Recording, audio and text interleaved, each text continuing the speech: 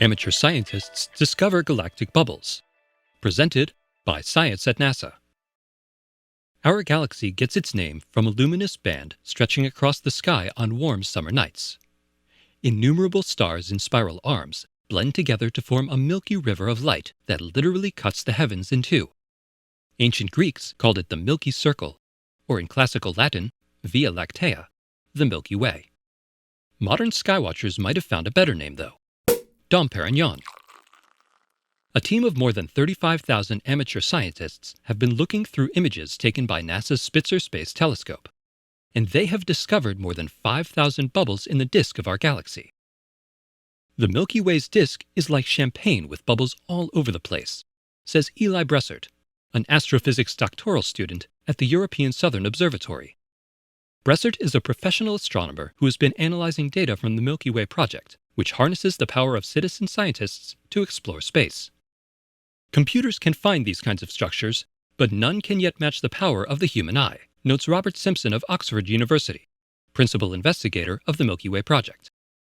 Humans are particularly good at noticing the wispy arcs, partially broken rings, and circles within circles of overlapping bubbles in the crowded galaxy. The Milky Way project taps into the wisdom of crowds by requiring that at least 5 people flag a potential bubble before adding it to the catalog. We have plans to try and use data from the Milky Way project to help train computers to perform this task better, adds Simpson. Interstellar bubbles are a sign of star formation. Fast-moving winds from young, hot stars blow bubbles into the surrounding gas and dust from which they are formed. Because stars are born in groups, the bubbles tend to crowd together, overlapping in ways that can trick computers. People, on the other hand, are finding more bubbles than researchers thought possible. These findings make us suspect that the Milky Way is a much more active star-forming galaxy than previously thought, says Bressert. Spitzer is an infrared telescope that can see long distances through the dusty plane of the Milky Way. Infrared vision is key to the bubble hunt.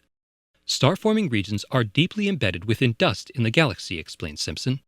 Ordinary visible light has trouble penetrating these areas. You need infrared or radio wavelengths to detect them. Bubbles are so numerous, researchers suspect they must play an important role in the evolution of the galaxy. For instance, rapidly expanding bubbles can run into interstellar clouds of gas, triggering bursts of star formations as the clouds collapse. New stars, in turn, blow more bubbles. It's a cyclical process that could keep the Milky Way fizzing like a gas of the bubbly. Curiously, the center of the Milky Way seems to be fizzing less than it should. The number of bubbles counted by volunteers drops off around the galactic center. We would expect star formation to be peaking in the galactic center because that's where most of the dense gas is, says Bressert. This project is bringing us lots of questions.